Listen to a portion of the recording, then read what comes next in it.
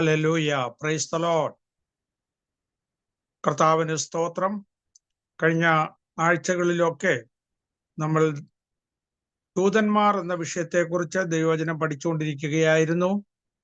ഇന്ന് രാത്രിയും തുടർന്ന് അതിനെക്കുറിച്ച് നാം ചിന്തിക്കാൻ പോവുകയാണ്. ഈ രാത്രി നാം ചിന്തിക്കുന്ന വചനങ്ങൾ നമ്മുടെ ജീവിതത്തിൽ അനുഗ്രഹമായി തീരണം. കഴിഞ്ഞ ദിവസങ്ങളിൽ നമ്മൾ ചിന്തിച്ചത് ദൂതന്മാരുടെ വ്യക്തിപരമായ ഇടപെടലുകളെ കുറിച്ചും നമ്മൾ കഴിഞ്ഞ ആഴ്ചയിൽ ചിന്തിക്കുകയുണ്ടായി. അബ്രഹാമിന്റെ വീട്ടിൽ ദൂതന്മാർ ചെന്നു, അബ്രഹാമിനോട് സംസാരിക്കുന്നു. ലോത്തിന്റെ വീട്ടിൽ ചെന്ന് ലോത്തിനോട് സംസാരിക്കുന്നു. ഹാഗാറിനോട് ദൈവത്തിന്റെ ദൂതന്മാർ സംസാരിക്കുന്നു. കൊർന്നല്യോസിന്റെ വീട്ടിൽ ദൂതന്മാർ ചെന്ന് സംസാരിക്കുന്നു.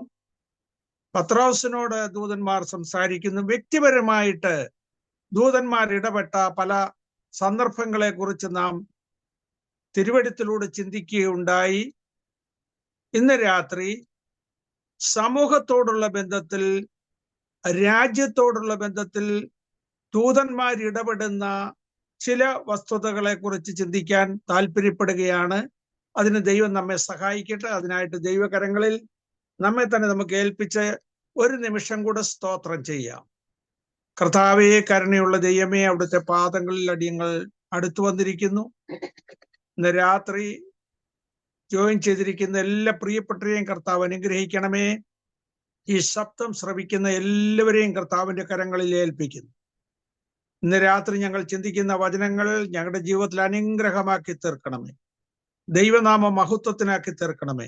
ഞങ്ങൾ കേൾക്കുന്ന വചനങ്ങൾക്കനുസരിച്ച് ഞങ്ങളെ തന്നെ ക്രമപ്പെടുത്തി ദൈവസന്നിധിയിൽ വിശുദ്ധിയോടും വേർപാടോടും ഉത്തരവാദിത്തോടും കൂടെ ജീവിപ്പാൻ ദൈവം ഞങ്ങളെ സഹായിക്കണം. ദൈവകരങ്ങളിൽ അടിയങ്ങളെ സമർപ്പിക്കുന്നു. യേശു ക്രിസ്തുവിന്റെ നാമത്തിൽ അടിയങ്ങൾ പ്രാർത്ഥിക്കുന്നു. കേൾക്കുമാറാകണമേ. ആമേൻ. സ്തോത്രം. കർത്താവിന്റെ സ്തോത്രം. ഇന്ന് രാത്രിയിലത്തെ സവിശേഷമായ ചിന്തയ്ക്കായിട്ട് പ്രാരംഭമായിട്ട് വേദപുസ്തകത്തിൽ നിന്നും ഒരു വേദഭാഗം വായിക്കുന്നു. രാജാക്കന്മാരുടെ 2-ാം പുസ്തകം 19-ാം അധ്യായം അതിന്റെ 35-ാമത്തെ വാക്യം വായിച്ച് നമുക്ക് ആരംഭിക്കാം. 2 Kings chapter 19 verse 35. അന്ന് രാത്രി യഹോവയുടെ ദൂതൻ പുറപ്പെട്ടു അശ്ശൂർ പാളയത്തിൽ 1,85,000 പേരെ കൊന്നു. ജനം രാവിലെ എഴുന്നേറ്റപ്പോൾ അവർ എല്ലാവരും ശവങ്ങളായി കിടക്കുന്നത് കണ്ടു. മതി. കർത്താവിന് സ്തോത്രം. അശ്ശൂർ പാളയത്തിൽ ദൈവത്തിന്റെ ദൂതൻ കടന്നു ചെന്ന് ഇസ്രയേലിനെ രക്ഷിക്കുന്ന ഒരു സംഭവമാണ് നമ്മൾ ഇവിടെ വായിച്ചു കേട്ടത്. ഹിസ്കിയ രാജാവ് യെരുശലേമിൽ രാജാവായിരിക്കുന്ന കാലത്ത് അശ്ശൂർ രാജാവായ സെൻഹെരീബ് ഇസ്രയേലിനെതിരെ യുദ്ധത്തിന് വന്നു. ആ യുദ്ധത്തിൽ ഹിസ്കിയാവ് ദൈവത്തോട് പ്രാർത്ഥിച്ചു, ദൈവമേ, ഈ വലിയ സൈന്യത്തെ നേരിടാനുള്ള ത്രാണി ഞങ്ങൾക്കില്ല. നീ ഞങ്ങൾക്ക് വേണ്ടി യുദ്ധം ചെയ്യണമേ, ഞങ്ങളെ സഹായിക്കണമേ എന്ന് പറഞ്ഞ് പ്രാർത്ഥിച്ചു.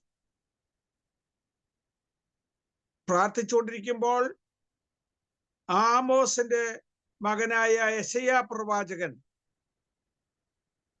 അരുളപ്പാടുകൾ അറിയിച്ചു.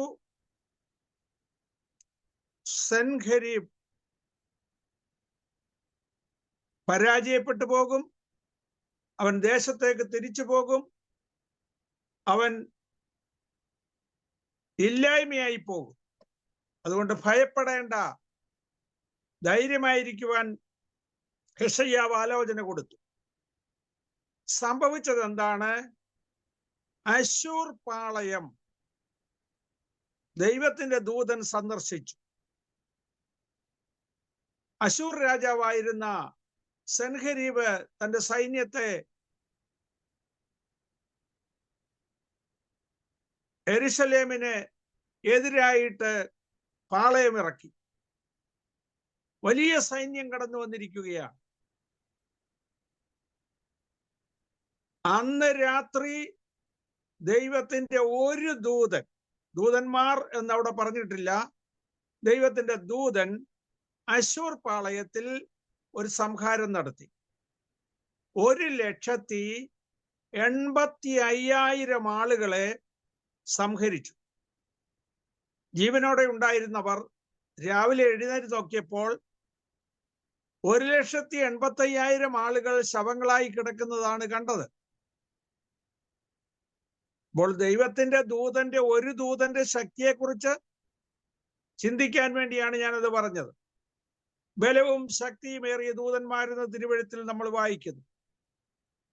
ദൂതന്മാരുടെ ബലത്തെക്കുറിച്ച്, ശക്തിയെക്കുറിച്ച് നമുക്ക് മനസ്സിലാക്കുവാൻ കഴിയുന്ന ഒരു വേദഭാഗമാണിത്. ബലവാന്മാരായ ഈ ദൂതന്മാർ, ആരെങ്കിലും ഒരു ദൂതൻ കടന്നു വന്നാൽ ഒരു രാത്രി 1,85,000 പേരെ സംഹരിക്കുവാനിടയായി. സൻഹരീബ് അവന്റെ ദേശത്തേക്ക് മടങ്ങിപ്പോയി. അവന്റെ ദേശത്ത് ചെന്ന് അവന്റെ ക്ഷേത്രത്തിൽ നമസ്കരിക്കുമ്പോൾ അവനെ കൊല്ലുവാനിടയായി. അവന്റെ മകൻ പകരം അവരുടെ രാജാവായി. ആ ചരിത്രമൊക്കെ 19-ാം അധ്യായത്തിൽ നമുക്ക് വായിക്കാൻ കഴിയും. അപ്പോൾ ദൈവത്തിന്റെ ഒരു ദൂതൻ ഇറങ്ങി വന്നാൽ ഒരു സമൂഹത്തിന് വേണ്ടി പ്രവർത്തിക്കുവാൻ കഴിയും, ഒരു രാജ്യത്തിന് വേണ്ടി പ്രവർത്തിക്കുവാൻ കഴിയും. വ്യക്തിപരമായി ഒരാളോട് ഇടപെടുവാൻ, സംസാരിക്കുവാൻ ഒക്കെ ദൂതന്മാർക്ക് കഴിയും. ആ ദൂതന്മാരെന്ന് പറയുന്നത് മനുഷ്യരെ പോലെ കടന്നു വരുന്ന ദൂതന്മാരാണ്. അവരെ കണ്ടാൽ മനുഷ്യരാണെന്ന് തോന്നും. അതുകൊണ്ടാണ് അറിയാതെ ചിലർ ദൈവദൂതന്മാരെ സൽക്കരിച്ചു എന്ന് ബൈബിളിൽ എഴുതിയിരിക്കുന്നത്. എബ്രായ ലേഖനം 13-ാം അധ്യായം 2-ാം വാക്യം, ഹീബ്രൂസ് ചാപ്റ്റർ 13 വേഴ്സ് 2. അതിനാൽ ചിലർ അറിയാതെ ദൈവദൂതന്മാരെ സൽക്കരിച്ചിട്ടുണ്ടല്ലോ. അബ്രഹാമിന്റെ വീട്ടിൽ ചെന്ന ദൂതന്മാര് സാധാരണക്കാരെ പോലെ തോന്നി. ലോത്തിന്റെ വീട്ടിൽ ചെന്ന ദൂതന്മാര് സാധാരണ മനുഷ്യരെ പോലെ തോന്നി. അങ്ങനെയുള്ള ദൂതന്മാരുണ്ട്. എന്നാൽ വലിയ ബലവാന്മാരായ ദൂതന്മാരുണ്ട്. വെളിപ്പാട് പുസ്തകം 7-ാം അധ്യായം 1-ാം വാക്യത്തിലൊക്കെ ഉണ്ട്. ഒരു ദൂതൻ ഒരു കാല് സമുദ്രത്തിന്മേലും ഒരു കാല് ഭൂമിയിലും വെച്ചുകൊണ്ട് നിൽക്കുന്നു. അത്ര ഭീമാകാരമായ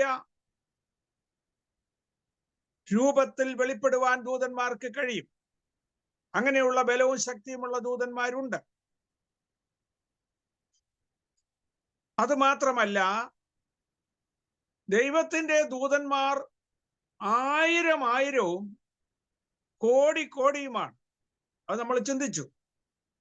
68-ാം സങ്കീർത്തനത്തിൽ വായിക്കുന്നു, ദൈവത്തിന്റെ രഥങ്ങൾ 1000 കോടിയുമാകുന്നു. കോടാനുകോടി ദൂതന്മാരുണ്ട്, രഥങ്ങളുണ്ട്, അഗ്നി അശ്വങ്ങളുണ്ട്. അതെല്ലാം കൂടി ഇറങ്ങി വന്നു കഴിഞ്ഞാൽ അതിന്റെ ആരവം കേൾക്കുമ്പോൾ തന്നെ ആളുകൾ ഭയപ്പെട്ടു പോകും. അതിനൊരു ഉത്തമ ഉദാഹരണമാണ് രാജാക്കന്മാരുടെ 2-ാം പുസ്തകം 7-ാം അധ്യായം 6-ാം വാക്യം മുതൽ വായിക്കുന്നത്. ആ വാക്യം കൂടെ നമുക്കൊന്ന് വായിക്കാം. 2 Kings chapter 7 verse 6.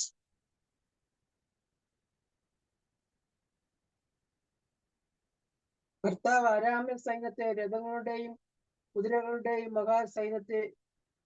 സൈന്യത്തിന്റെ ആരവം കേൾപ്പിച്ചിരുന്നത് കൊണ്ട് അവർ തമ്മിൽ ഇതാ നമ്മുടെ നേരെ യുദ്ധത്തിനായി ഇസ്രായേൽ രാജാവ് രാജാക്കന്മാരെയും ഇസ്രായേൽ രാജാക്കന്മാരെയും നമുക്ക് വിരോധമായി കൂലിക്ക് വിളിച്ചിരിക്കുന്നു എന്ന് പറഞ്ഞു. അതുകൊണ്ട് അവർ സന്ധ്യാസമയത്ത് തന്നെ എഴുന്നേറ്റ് ഓടിപ്പോയി. ജീവരക്ഷയ്ക്കായിട്ട് അവർ ഓടിപ്പോയി.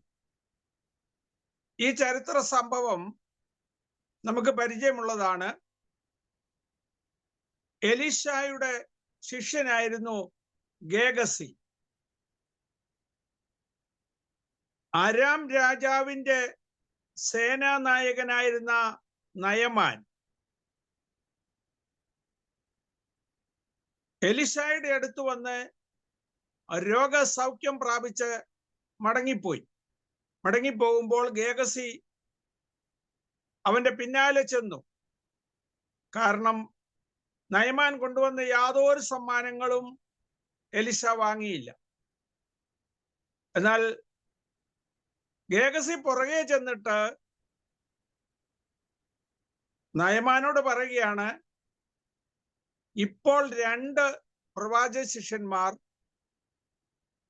ഞങ്ങളുടെ അടുക്കൽ വന്നു, അവർക്ക് കൊടുപ്പാൻ ഞങ്ങളുടെ പക്കൽ ഒന്നുമില്ല, അതുകൊണ്ട് 1 താലന്ത് വെള്ളിയും 2 കൂട്ടം വസ്ത്രവും തരണമെന്ന് പറഞ്ഞു. അദ്ദേഹം പറഞ്ഞു, ദയവ് ചെയ്ത് 2 താലന്ത് വാങ്ങണമേ എന്ന് പറഞ്ഞ് 2 താലന്ത് വെള്ളിയും വസ്ത്രവും ഒക്കെ കൂടെ കൊടുത്ത് വേലക്കാരുടെ കയ്യിൽ കൊടുത്ത് ഗേഹസിയുടെ പിന്നാലെ വിട്ടു. ഗേഹസിയുടെ വീടിന്റെ അടുത്തെത്തിയപ്പോൾ ഗേഹസി അത് വാങ്ങി വെച്ചിട്ട് പ്രവാചകന്റെ അടുത്ത് ചെന്നു. പ്രവാചകൻ ചോദിച്ചു, ഗേഹസി, നീ എവിടെ പോയായിരുന്നു? ഞാൻ എങ്ങും പോയില്ലെന്നാണ് അവൻ പറഞ്ഞത്. അടുത്തത് പ്രവാചകൻ പറഞ്ഞത്, നീ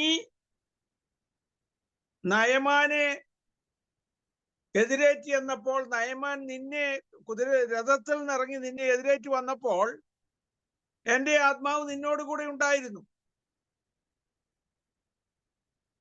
ഒലിവ് തോട്ടം, വസ്ത്രം മുതലായവയൊക്കെ സമ്പാദിപ്പാനുള്ള സമയം ഇതാണോ? അതുകൊണ്ട് നയമാന്റെ കുഷ്ഠം നിനക്കും നിന്റെ സന്തതി പരമ്പരകൾക്കും വരുമെന്ന് പറഞ്ഞു. അങ്ങനെ അന്ന് മുതൽ ഗേഹസി കുഷ്ഠരോഗിയായിട്ട് മാറി. ഗേഹസിയും ഗേഹസിയുടെ മക്കളും കുഷ്ഠരോഗികളായി തീർന്നു. ഇവിടെ ഇതാ ഒരു വലിയ സംഭവമാണ്.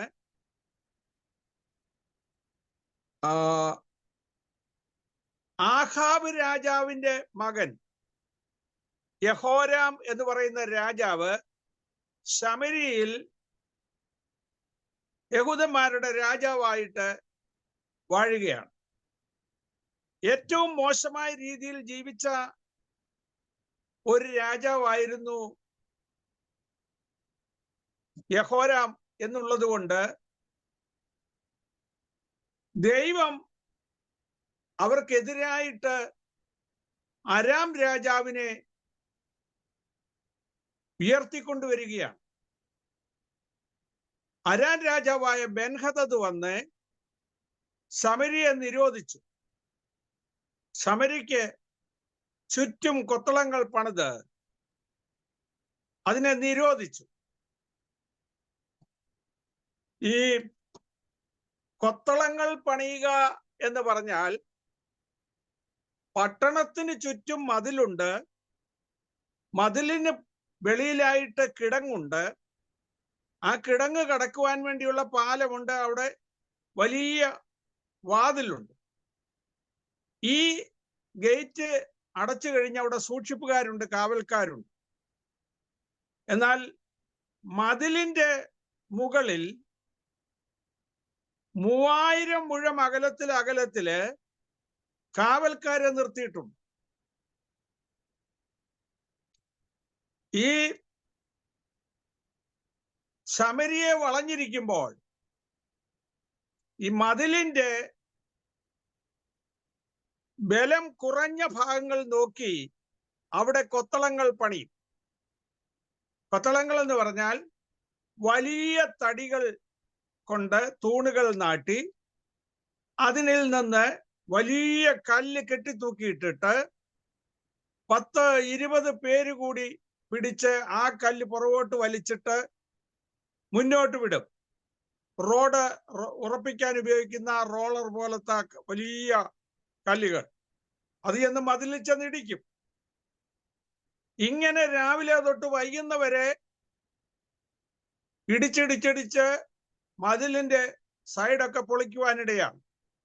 അങ്ങനെ മതിൽ പൊളിച്ചാണ് സൈന്യം അകത്ത് പ്രവേശിക്കാറ്. ഇങ്ങനെ ശമരിയെ നിരോധിച്ചിരിക്കുന്ന സമയത്ത് 4 കുഷ്ഠരോഗികൾ പാളയത്തിന് പുറത്ത് പാർത്തിരുന്നു. ഈ കുഷ്ഠരോഗികൾ എന്ന് പറയുന്നത് ഗേഹസിയും ഗേഹസിയുടെ 3 പുത്രന്മാരുമായിരുന്നു എന്നാണ് ചരിത്രം പറയുന്നത്. അവർക്ക് പട്ടണത്തിൽ താമസിക്കാൻ പറ്റത്തില്ല. അവരെ പാളയത്തിന് പുറത്താക്കിയിരിക്കുകയാണ്. ശമരിയുടെ ഗേറ്റിന്റെ അപ്പുറത്ത്, പാളയത്തിന് പുറത്ത് അവര് വാസം ഉറപ്പിച്ചിരിക്കുകയാണ്. പട്ടണത്തിൽ നിന്ന് സാധാരണ ഒരു അപ്പവും 1 കപ്പ് വെള്ളവും ഇവർക്ക് കിട്ടും. അതങ്ങനെ കൊടുക്കണമെന്നാണ്. കഷ്ടത്തിന്റെ അപ്പവും ഞെരുക്കത്തിന്റെ വെള്ളവും. അങ്ങനെയാണ് അവർ ജീവിച്ചു പോകുന്നത്. എന്നാൽ അരാമ്യർ വന്ന് ശമരിയെ വളഞ്ഞിരിക്കുമ്പോൾ ഭയങ്കര ക്ഷാമം ഉണ്ടായി. ക്ഷാമമായതുകൊണ്ട് പട്ടണത്തിൽ കഴിക്കാനൊന്നുമില്ല. ആഹാര സാധനം ഇല്ലാത്തത് കൊണ്ട് ഇവർക്കും ഒന്നും കിട്ടുന്നില്ല. പട്ടിണി കിടക്കുകയാണ്. ഭയങ്കര സ്റ്റാർവിംഗ് ആണ്. അങ്ങനെ ഇരിക്കുമ്പോൾ രാവിലെ അവിടെ സൈറൻ മുഴങ്ങും. അപ്പോൾ ആളുകളെല്ലാം എഴുന്നേറ്റ് പ്രാർത്ഥിക്കും. ദേവാലയത്തിൽ പോകും. സിനഗോഗിലെ പ്രാർത്ഥനയുണ്ട്, വൈകിട്ട് പ്രാർത്ഥനയുണ്ട്. അങ്ങനെ ഇരിക്കുന്ന സമയത്ത് ക്ഷാമം അതികഠിനമായി. ഒരു കഴുതത്തലയ്ക്ക് 80 വെള്ളിക്കാശ് വരെ വിലയായി. എന്ന് പറഞ്ഞാൽ പട്ടണത്തിലുള്ള കഴുതിയെയും കുതിരയെയും ഒട്ടകത്തെയും എല്ലാം മനുഷ്യൻ തിന്നുകയാണ്. മറ്റൊന്നുമില്ലാത്തതുകൊണ്ട് വെളിയിൽ പോകാൻ നിവൃത്തിയില്ല. കോട്ട മതിലടച്ചിരിക്കുകയാണ്. ആർക്കും പുറത്തു പോകാൻ സാധ്യമല്ല. ആഹാരമില്ലാതെ ജനങ്ങൾ വലയുകയാണ്. പട്ടണത്തിനകത്ത് മുഴുവൻ വേസ്റ്റ് നിറഞ്ഞിരിക്കുകയാണ്. പുറത്ത് വേസ്റ്റ് കൊണ്ട് കളയാൻ സാധിക്കത്തില്ല. പട്ടണത്തിന്റെ ഗേറ്റ് തുറക്കുന്നില്ല. അങ്ങനെ വലിയ കഷ്ടത്തിലായി ജനങ്ങൾ കഴിയുമ്പോൾ പട്ടണത്തിന് വെളിയിൽ പാർക്കുന്ന ഈ കുഷ്ഠരോഗികൾ, ഈ ഗേഹസി പണ്ട് പ്രവാചകന്റെ കൂടെ താമസിച്ചവനാണ്. പണ്ടവന്റെ കണ്ണു തുറന്നപ്പോൾ ദൈവത്തിന്റെ സൈന്യത്തെ, ദൂതന്മാരെയൊക്കെ നേരിട്ട് കണ്ടവനാണ്. അവൻ ആ അറിവൊക്കെ ഉള്ളത് കൊണ്ട് അവൻ പ്രാർത്ഥിക്കാൻ തീരുമാനിച്ചു. സിനഗോഗിൽ പ്രാർത്ഥനാ സമയത്ത് ഭയങ്കര കാറ്റടിക്കുന്നു. ഗേഹസി എഴുന്നേറ്റു, മക്കളെ വിളിച്ചു. മക്കളെ എഴുന്നേറ്റ് പ്രാർത്ഥിരെ. അവര് പ്രാർത്ഥിക്കാൻ തുടങ്ങി. പ്രാർത്ഥിച്ചുകൊണ്ടിരിക്കുമ്പോൾ ഗേഹസിക്ക് വ്യത്യാസം വരുന്നതായിട്ട് തോന്നി. ഗേഹസിയുടെ കൈകളിലും കാലുകളിലുമുള്ള വിരലുകളൊക്കെ നഷ്ടപ്പെട്ടിരുന്നു കുഷ്ഠരോഗം പിടിച്ച്. അവന്റെ വിരലുകൾ നേരെയായിട്ട് വരുന്നത് കണ്ടു. അവൻ അത്ഭുതമായി. അവൻ തുള്ളിച്ചാടാൻ തുടങ്ങി.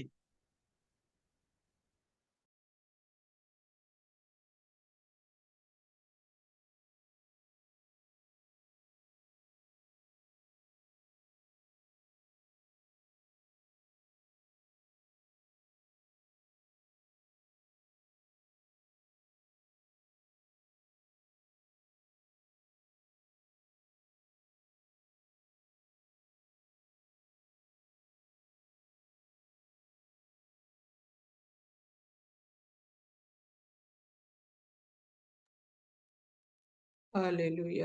സ്തോത്രം, സ്തോത്രം, സ്തോത്രം, സ്തോത്രം, സ്തോത്രം.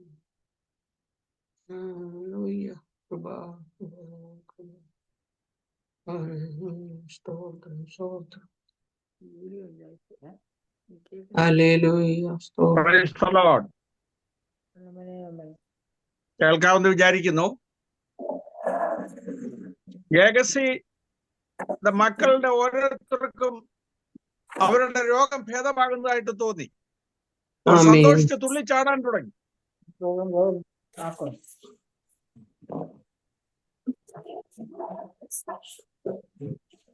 അവർ സന്തോഷിച്ചുകൊണ്ട് തമ്മിൽ പറയുകയാണ്, നമ്മൾ ഇവിടെ കിടന്നാൽ വിശപ്പ് കൊണ്ട് മരിച്ചു പോകും.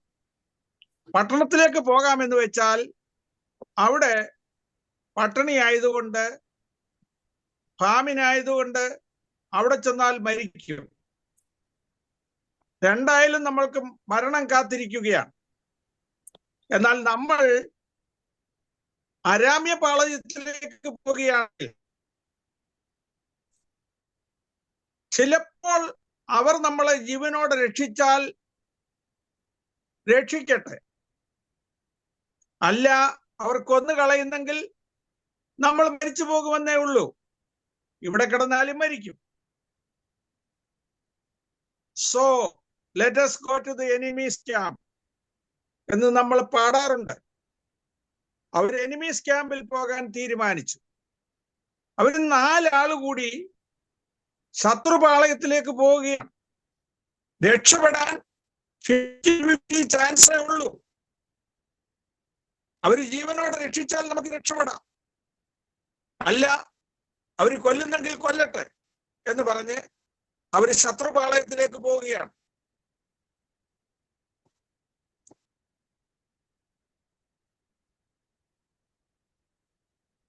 ശത്രുപാളയത്തിൽ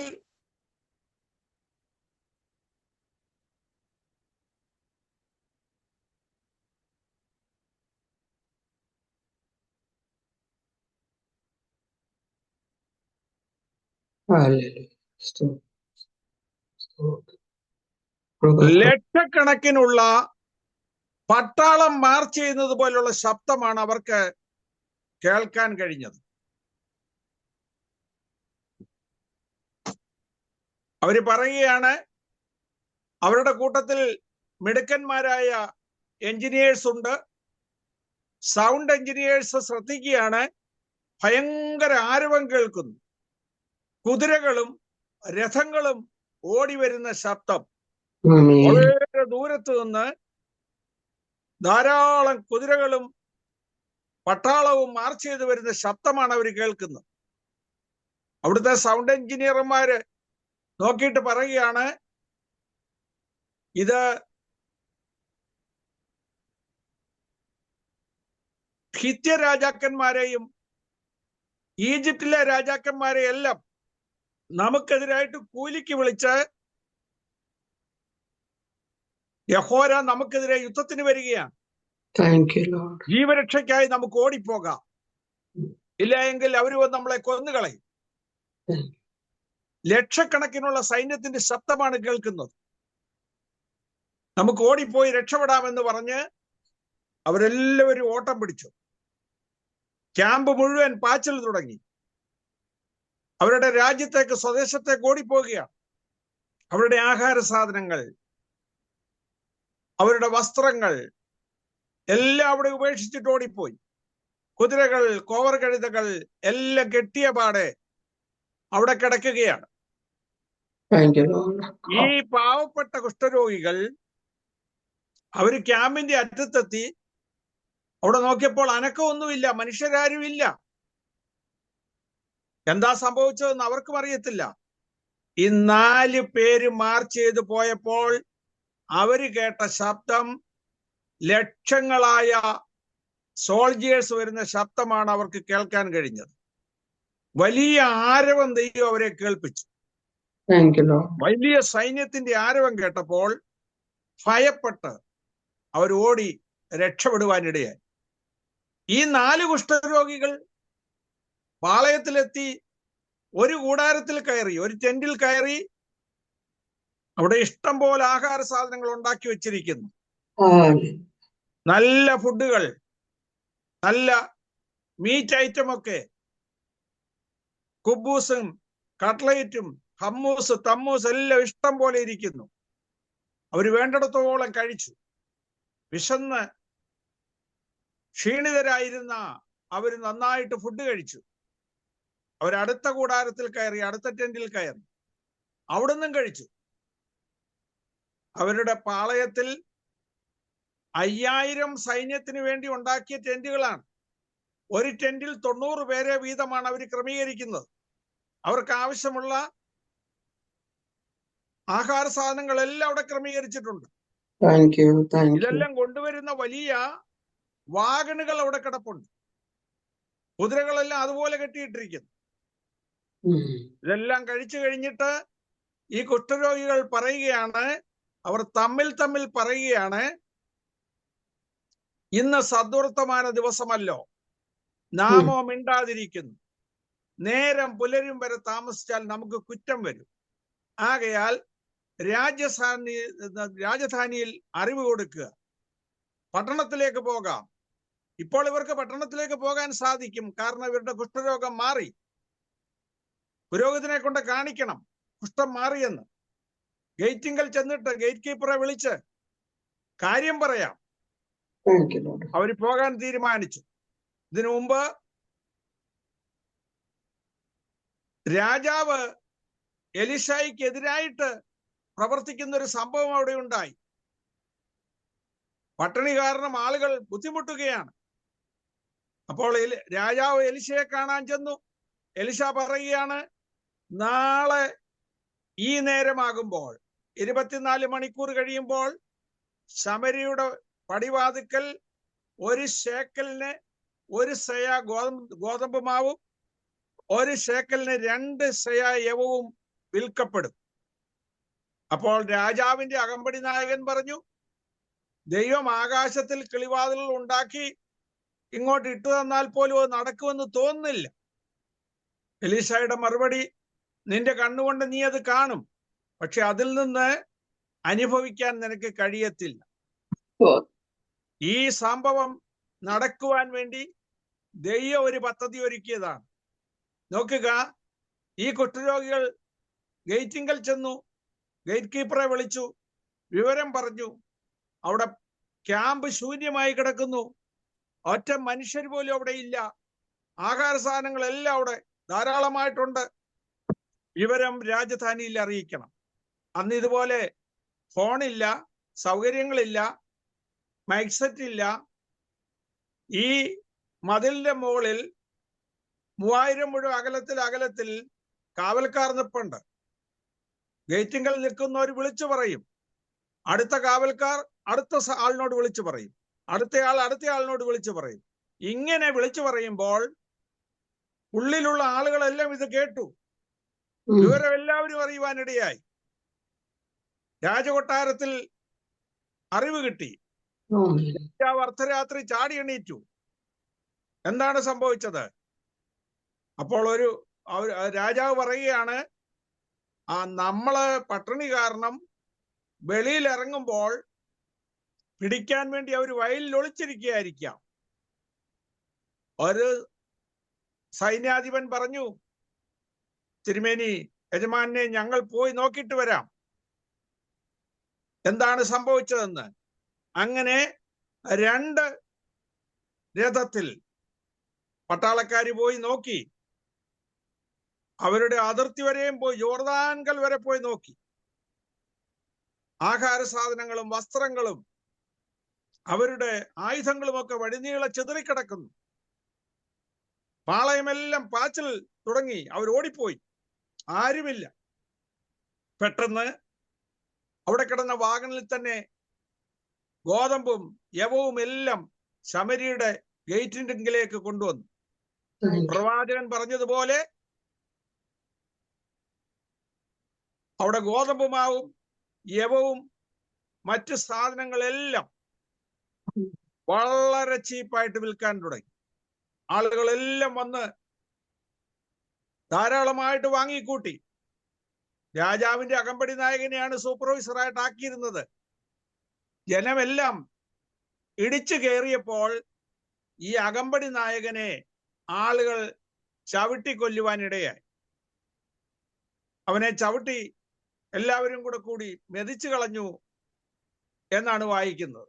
അവന് കാണാൻ സാധിച്ചു, കഴിക്കാൻ സാധിച്ചില്ല.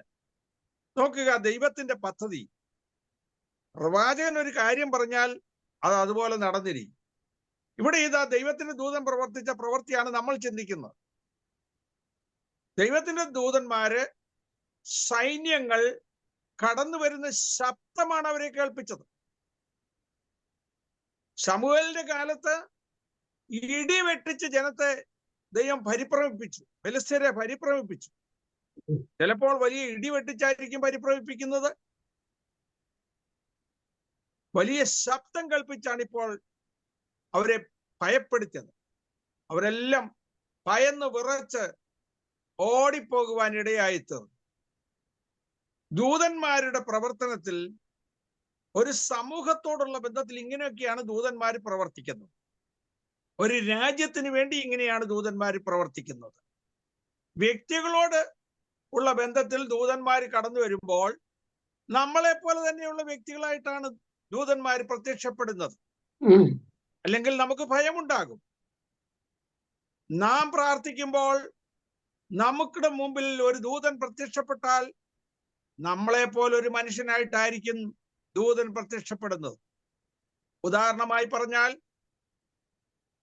നമ്മുടെ വീടിന് പുറകിലുള്ള മരത്തിൽ കിളി കൂട് വച്ചിട്ടുണ്ടെന്നിരിക്കട്ടെ. കിളി മുട്ടയിട്ട് കുഞ്ഞുങ്ങളെ വിരിക്കുകയാണ്. ചൂട് സമയത്ത് ദാഹം തീർക്കാൻ വേണ്ടി ഞാൻ ചെയ്തിട്ടുണ്ട്, വീടിന്റെ പുറകിൽ പാത്രത്തിൽ വെള്ളം കൊണ്ടുവയ്ക്കും. കിളികൾ വന്ന് കുടിച്ചിട്ട് പോകും. എന്നാൽ ചിലപ്പോൾ നമ്മൾ ശ്രദ്ധിക്കാതിരുന്നാൽ ഈ വെള്ളമൊക്കെ നഷ്ടപ്പെട്ടു പോകും. നമ്മൾ വെള്ളം കൊണ്ടൊഴിക്കുമ്പോൾ കിളികൾ അടുത്ത് വരത്തില്ല, പേടിച്ച് മാറിപ്പോവും, മരത്തെ പോയിരിക്കും. നമ്മൾ അകത്ത് കയറിപ്പോയി കഴിയുമ്പോൾ അത് വന്ന് വെള്ളം കുടിക്കും. അതിന്റെ കാരണം ഓർത്ത് നോക്കിക്കേ. നമ്മൾ ആ കിളികളെ പോലെ ആകുകയാണെങ്കിൽ മാത്രമേ അതിന് ഭയമില്ലാതിരിക്കത്തുള്ളൂ. സാധാരണ മനുഷ്യരായിട്ട് അങ്ങോട്ട് ഇറങ്ങിച്ചെന്നാൽ കിളികൾക്ക് നമ്മളെ അംഗീകരിക്കാൻ പറ്റത്തില്ല, അതിന് പേടിയാണ്. അതേ സമയത്ത് ആ കിളിയെ പോലെ നമ്മളാകുകയാണെങ്കിൽ ആ കിളിയുടെ അടുത്ത് പോകാനും അതിനെ സംരക്ഷിക്കാനും കഴിയും, അത് പേടിക്കത്തില്ല. നമ്മൾ ഭയപ്പെടാതിരിക്കുവാൻ വേണ്ടി ദൈവത്തിന്റെ ദൂതന്മാർ നമ്മുടെ വേഷത്തിൽ നമ്മിൽ ഒരാളെ പോലെയാണ് നമ്മുടെ അടുത്ത് കടന്നു വരുന്നത്. എന്നാൽ ഒരു സമൂഹത്തെ വിടുവിക്കുവാൻ, ഒരു രാജ്യത്തെ രക്ഷിക്കുവാൻ ദൈവത്തിന്റെ ദൂതന്മാർ ശക്തമായ രീതിയിൽ പല കാര്യങ്ങളും ക്രമീകരിക്കും. അങ്ങനെയാണ് ദൂതന്മാർ സമൂഹത്തോടുള്ള ബന്ധത്തിൽ ഇടപെടുന്നത്. പുസ്തകത്തിൽ സമൂഹത്തോടുള്ള ബന്ധത്തിൽ ദൂതന്മാർ ഇടപെട്ട നിരവധി സംഭവങ്ങളുണ്ട്. അവിടെ എല്ലാം ദൂതന്മാര് ഒന്നുകിൽ വലിയ സൈന്യമായിട്ട്, അല്ലെങ്കിൽ വലിയ ശക്തിയും ബലവുമുള്ള വലിയ ദൂതന്മാരായിട്ട് പ്രത്യക്ഷപ്പെടുന്നു. യോശുവ നോക്കുമ്പോൾ ഒരു വലിയ മനുഷ്യൻ യോശുവയ്ക്കെതിരെ നിൽക്കുന്നു. എരിഹോ കോട്ടയോടുള്ള ബന്ധത്തിൽ യുദ്ധം ചെയ്യുവാൻ ചെന്നപ്പോൾ കണ്ടത് ഒരു മനുഷ്യൻ വാള് പിടിച്ചുകൊണ്ട് നിൽക്കുകയാണ്, ഒരു വലിയ പട്ടാളക്കാരനെ പോലൊരാൾ.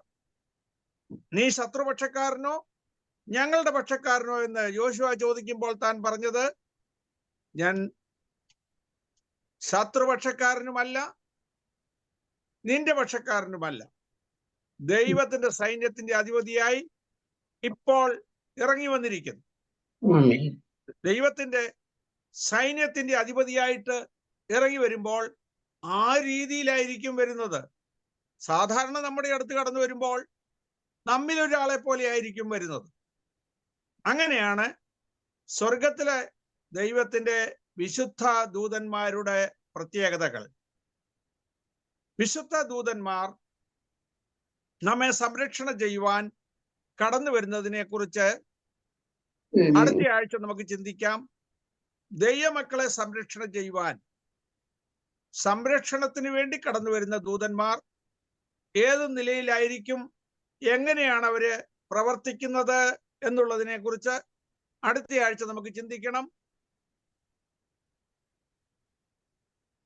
ഇന്ന് ഇത്രത്തോളം ദൈവം നമ്മെ സഹായിച്ചു. ദൈവം നമ്മെ അനുഗ്രഹിക്കട്ടെ. കേട്ട വചനങ്ങൾ നമ്മുടെ ജീവിതത്തിൽ അനുഗ്രഹമായി തീരട്ടെ.